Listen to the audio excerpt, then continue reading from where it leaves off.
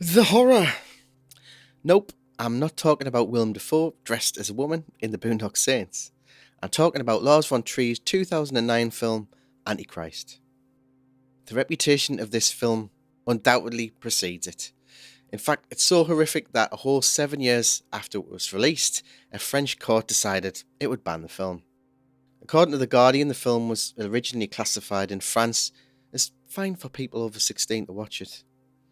I guess someone actually decided to go and watch it and thought, actually, maybe that's a bit lax. So the story goes that the classification board in France, realising that they'd made a horrible, horrible mistake, banned it completely. Well, at least until it was reclassified. So maybe saying it was banned completely is a bit of nonsense. But it all adds to the mystique of the film. The film was described as the most shocking film in the Cannes Film Festival. The makers even used that as a tagline.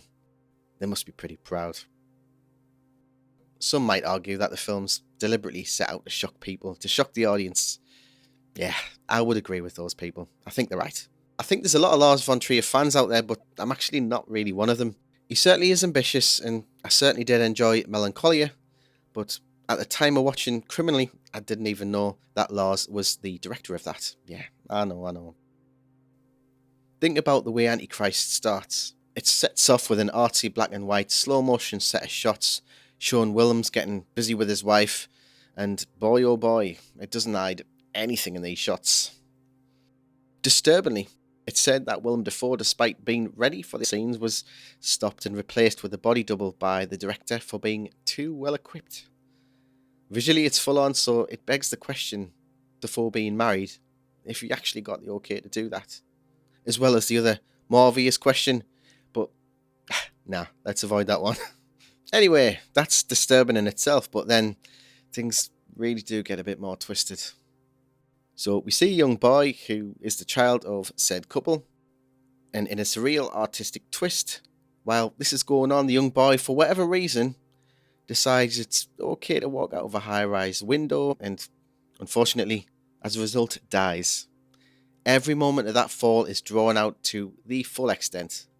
Now, okay, admittedly, we're not really supposed to be making fun. It's not supposed to be funny, but maybe the child being able to wander around freely, getting a glimpse of Willem's naked ass was just the last straw.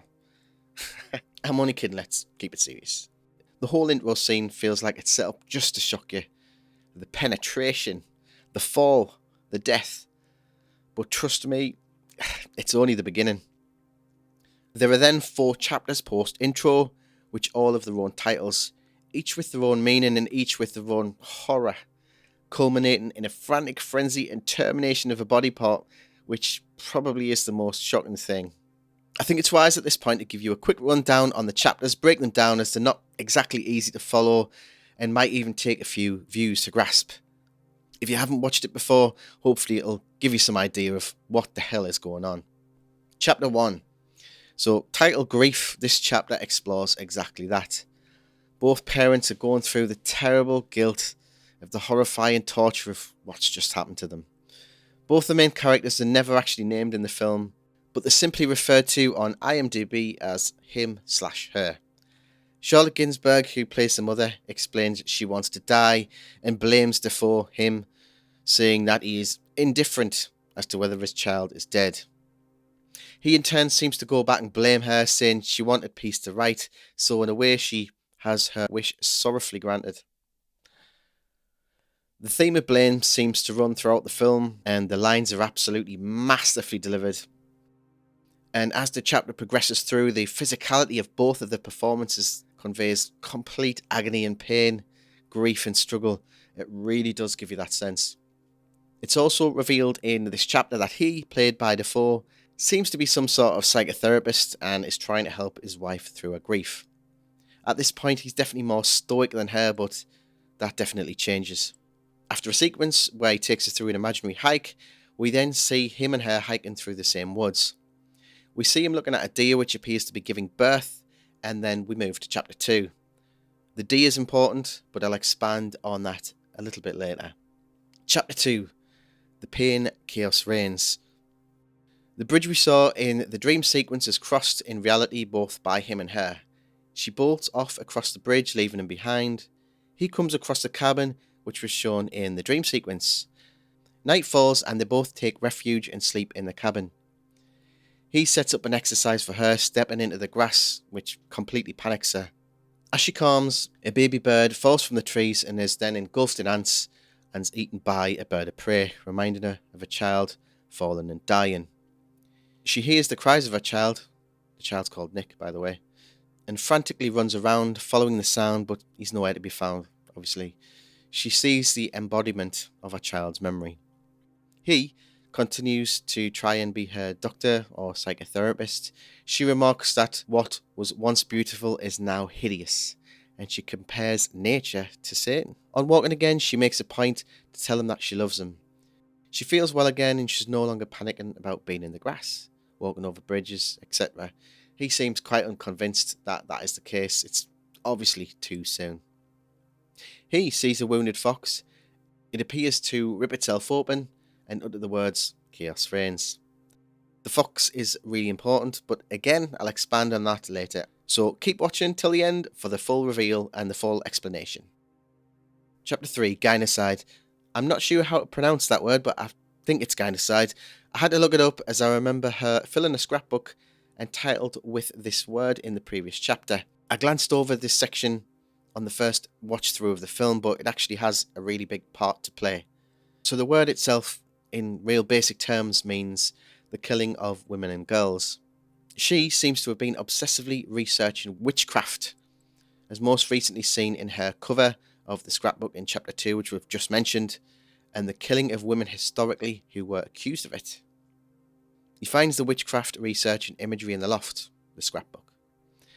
It's apparent at this point he's always pushing her to do what she doesn't want to, and he even goes as far to say in a session with her at this time that, as nature, he wants to hurt her as much as he can. Suspiciously, I think it could be taken literally. She actually takes her own research as saying women are evil. It's bizarre. A bizarre scene then follows, which ends up with them both mounted on top of a tree full of dead corpses. Gross.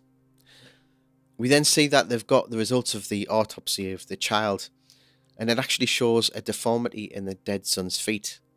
It looks like she seems to have been possibly binding their son's feet, and he looks at pictures where she would constantly put their son's shoes on the wrong way, purposefully I think, indicating that her mental health had been really in decline for some time. And this is where things get really messed up, if you think they weren't already. She attacks him and then essentially forces him to copulate aggressively. She attacks his genitals with a woodblock, knocking him out cold. She finishes him off, so to speak, but he extrudes blood because of the injury. It's absolutely grotesque at this point.